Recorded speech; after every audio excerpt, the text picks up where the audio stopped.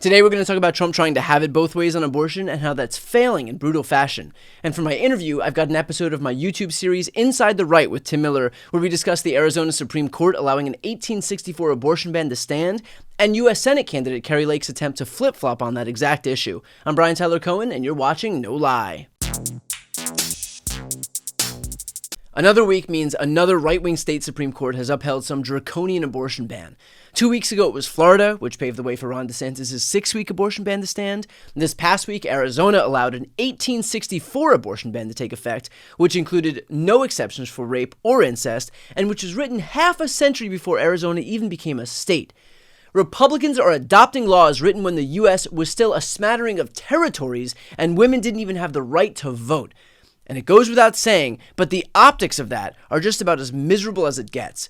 Which is why even the hardline Republicans, even the most outspoken MAGA Republicans, including Donald Trump himself, are in a tailspin over this.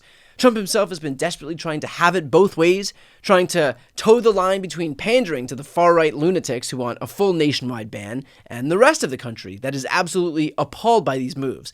Here was his answer when he was asked for some clarity. A follow-up. Over the last few decades, Mr. President, you have both considered yourself pro-choice and pro-life. Which one is it?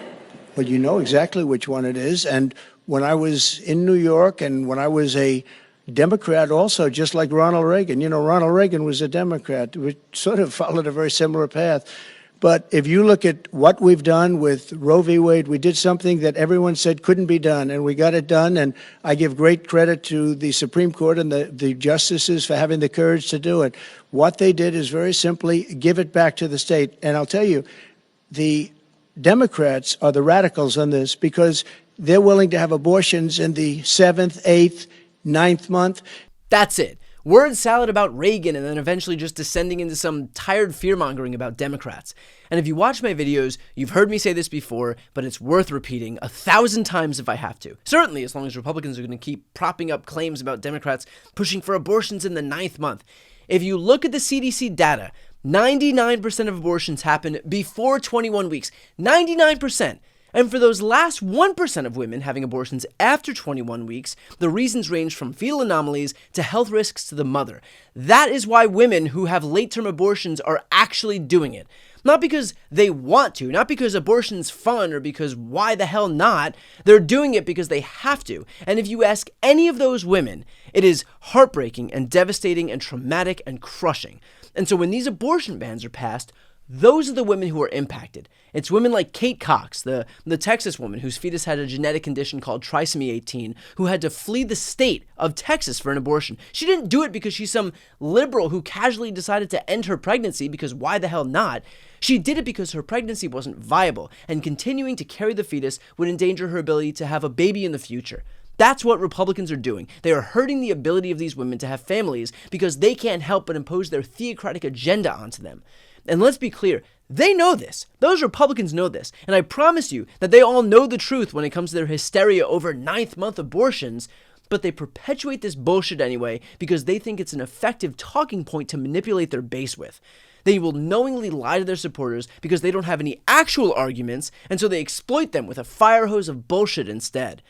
And look, I'm offering this rebuttal when people clearly know this anyway. If the best that Republicans can do is just some desperate whataboutism and claim that actually it's the Democrats who are the extreme ones, then I think that goes to show just how bad of an issue this is for them. Because, not for nothing, but it's not the Democrats who are forcing rape victims to give birth. It's not the Democrats forcing some little girl who was molested by a family member to give birth. It's not the Democrats forcing women to carry non-viable pregnancies to term only to give birth to stillborn babies. It's not Democrats trying to imprison doctors. It's not the Democrats trying to ban interstate travel like the fucking Gestapo. So Republicans can finger point all they want, but Americans are smarter than Republicans are giving them credit for. And by the way, that is bearing itself out in election after election. In the 6 states where abortion referendums have been on the ballot, Republicans have lost every single one. Add that to the raft of elections since Dobbs, from Kansas to Ohio to Virginia to Alabama, and it becomes immediately clear that Republicans have a major problem on their hands when it comes to abortion, which they can see clearly, and which is why they are throwing a ton of spaghetti at the wall to see what sticks. But it's not moving the needle, it is just betraying how desperate they are. So frankly, for as long as they want to lie about this issue, I am more than happy to keep litigating it. Because not only is abortion a dismal issue for Republicans, but it puts on full display how dangerously extreme they've become. Abortion may be the most potent example, but it's just one slice of a larger pie that is their danger as a political party. The good news is that Americans can plainly see that, and it's only becoming more and more apparent every single day. Here's a preview of my discussion with Tim Miller. So Kari Lake quickly came out with a statement disavowing the decision, which of course was to disguise her true position, which she shared here. My personal belief is that all life matters, all life counts, and all life is precious, and I don't believe in abortion. I think the older law is going to go into effect. That's what I believe will happen. Okay, but you approve of that? At conception? I believe life begins at conception. Okay, what do we do about abortion pills? What do we do about... I don't think abortion pills should be legal. That's a very not in Arizona. All right, Tim, is she going to be able to run away from this? Doesn't get much clearer than that, Brian. Boy, a lot of times Trump is good at kind of using weasel words, and he has this word salad, and his sentences are like streams that turn left to turn right. And so, but Kari Lake is like, that's like 8 words right there. It's just a straight thing. Like, yes, I support it. I support the territorial ban. Territorial, it's important to get that. It's because the law was in effect when Arizona was a territory. Arizona didn't become a state till 1912. So this is from before Arizona was a state, this law. I don't know. I think maybe one of the punishments was that you had to have a duel, out there. Like when this shit was written. I mean, it's crazy that they upheld this. It's all Republicans on the Supreme Court there. And it was 4 that were appointed by the most recent governor, Ducey, and 2 that were appointed by the previous governor, Jan Brewer. And so, I think that Kari Lake is in a huge bind here. She can try to get out of it, but the ads are that Ruben Gallego, her Democratic opponent, are going to be able to run are going to be absolutely devastating on this front. And Gallego has more money than Lake, similar to the Trump situation. Lake has not done as well fundraising, and so Gallego is already on TV. I wouldn't be surprised to see an ad with that clip on Phoenix TV by the time this thing gets up on YouTube. Who knows how quick? Do you think voters buy it when these politicians revise their positions on blatantly unpopular issues like abortion? Like, is that redefinition that they're going for possible, or do you think that voters know that what they're trying to pull? Sometimes situationally it's possible. I think I'm thinking about like gay marriage, for example. A lot of people change their views. If voters can say, oh man, I changed my view on this too, right? Like, so I get it. It evolved over time. But in instances as blatant as this, with somebody like Kari Lake, who's so phony, obviously, I just think it's hard for her to get away with it. And we've seen this time and again where Trump has really done better than a lot of like the Trump imitators, because of just the nature of him being, a former reality show guy, and like the whole taking him literally not seriously thing. Like Trump gets some leash to get away with this stuff, and I think we can talk about him and how much he'll be damaged by this as well. But Kari Lake doesn't get any leash, and I think that the voters are going to see right through this. And it was just an abundantly clear statement that she supported the 0-week ban, no exceptions, only life of the mother exception. And I just don't know how you wiggle out of it, especially when you now are going to be dealing with, if you're these Republicans, real life consequences from this, in Arizona in an election year. And it's just, right. I think it's just disastrous for Kari Lake. Right. There's going to be more videos, more instances, more anecdotes of people who are having their rights restricted. And it's only going to get worse for Republicans, not better, as we head into November when more of these stories are going to come out. More rape victims, more incest victims, more, people who were forced to carry non-viable fetuses to term. I mean, that's just going to it's going to compound for Republicans. It's only going to get worse, not better. You had mentioned Trump. Can you talk about the timing of the fact that he had come out just one day prior and tried to hedge his bets by saying, well, I support making this a states' rights issue, only for Arizona to turn around and implement an 1864 abortion ban? That asshole Trump has gotten good luck a couple of times recently, in these court cases and whatnot. And so it's nice when he gets some bad luck. And the timing on this for Trump is just a nightmare. I mean, literally, he knew abortion was a big problem for him. He privately, if you talk to anybody that speaks to Trump advisors or to anyone in that world, they say that like Trump doesn't care about this issue, obviously. And so he's been trying to figure out how he can get credit for the overturn of Roe with the base that he's going to need to turn out, while also not any of the blame, right? And this is classic Trump.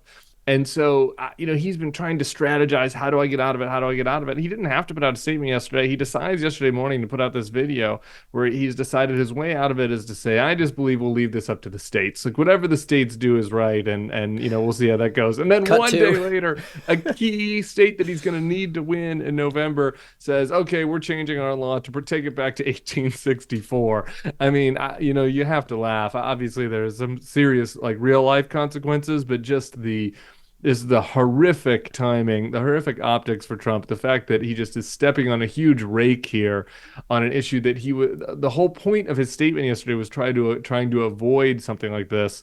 And he just walked right into it. His spokeswoman was on one of those far right outlets today. I forget which one. And she said that she affirmed that the former president believes that we should believe in states' rights and that states should be able to do what they want. So he essentially now owns this 1864 law in Arizona, like just a total catastrophe and a self-own that was unnecessary for him. Yeah. Yeah.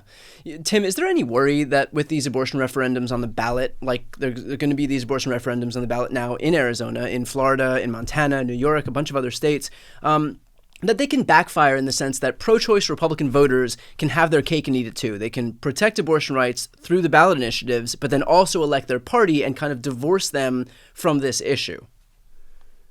I think that is possible in certain cases. And I think we might have talked about this with regards to Florida. Florida's a red state, so there's a lot at this point. And there's a lot of these kind of MAGA secular voters in Florida that don't really like the abortion stuff. And so they can go have their vote and still vote for Trump. There'll be some of those voters in Arizona. But man, the swing voter in Arizona is different, right? Like the Arizona electorate is very different. And and Trump and Lake are gonna need my people, like the former Republican suburban college educated types in the Phoenix suburbs, the John McCain voter, the Doug Ducey voter, the Jeff Flake voter. That's why they lost Arizona. I mean, part of it there's been Democratic excitement and turnout, young voters on campus, et cetera. It's not just this group, but it's been a pretty key group, right? That Kerry Lake and Trump in back-to-back elections just hemorrhaged, support among this group. A lot of women, right? A lot of college educated women living in the suburbs, and that had been Republican voters.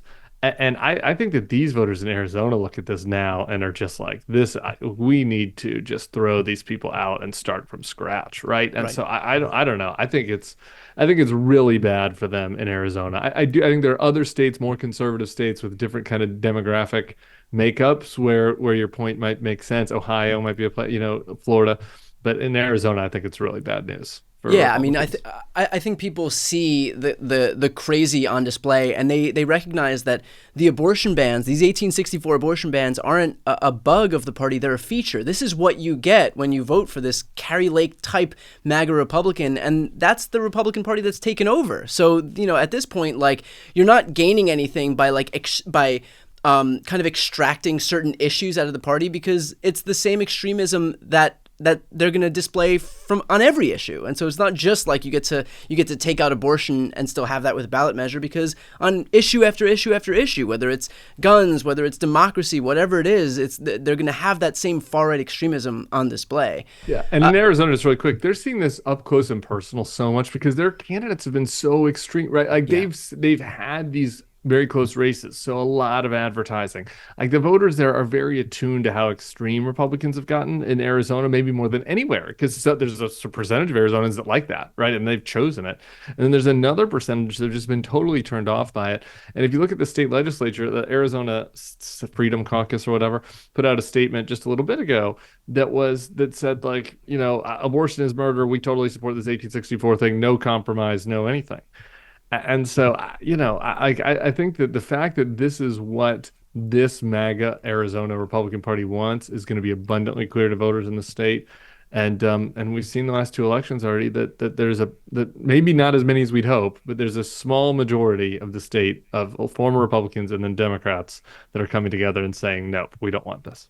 Yeah, which shouldn't be a surprise, by the way, because even these MAGA Republicans are out there saying that they don't want the John McCain type Republicans voting for them. And so the John McCain Republicans, you guys are basically saying, all right, no problem. Like, and they Yeah, voted we're gone. accordingly. Yeah. And they're hoping to offset it. This is the problem. They're hoping to offset it with like Hispanic voters, working class Hispanic voters. And again, I mean, do working class Latinos in Arizona want a 0-week abortion ban, life of the mother? So it's hard to see where the Republican gains are in this state when you're going that extreme.